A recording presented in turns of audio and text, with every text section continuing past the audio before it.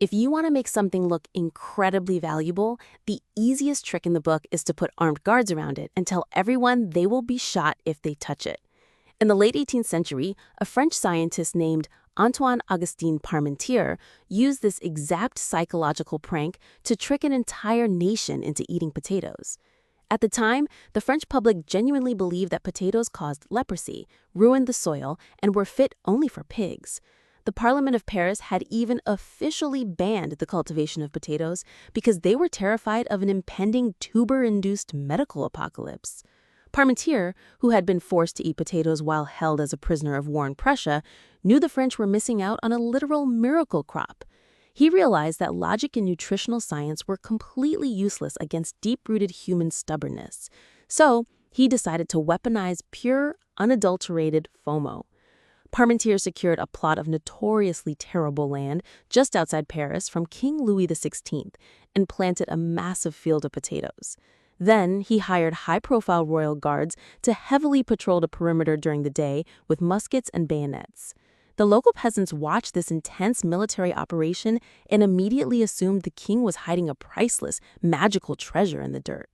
But Parmentier's master plan relied entirely on human greed and terrible security. He secretly instructed the guards to accept any bribes from curious locals and told them to completely abandon their posts the second the sun went down.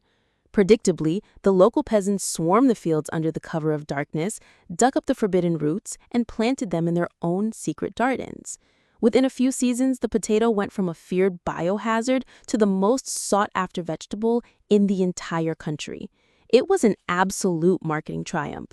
But the story takes a much darker and deeply ironic turn. To push the trend even further, Parmentier brought a bouquet of purple potato blossoms to the royal court at Versailles.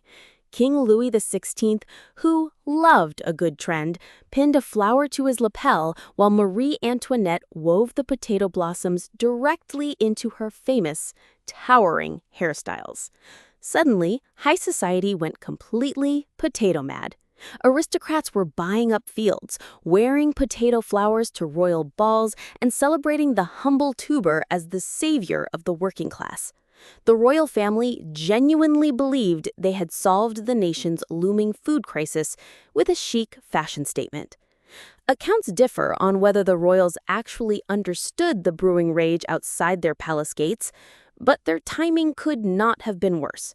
While the nobles were playing dress-up with agricultural weeds, the peasantry was still starving due to terrible grain harvests and skyrocketing bread prices. The potato revolution spread like wildfire, rapidly inflating the population and giving the working class just enough calories to survive. Legend says that the royal family's sudden obsession with a peasant food was seen by the starving masses not as a generous gift, but as an insulting, out-of-touch mockery. When the French Revolution finally erupted in 1789, the heavily fueled, potato-powered population marched straight to Versailles.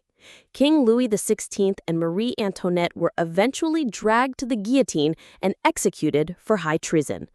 The very royals who famously wore potato flowers on their heads lost those heads to a populace kept alive by the exact crop they helped popularize.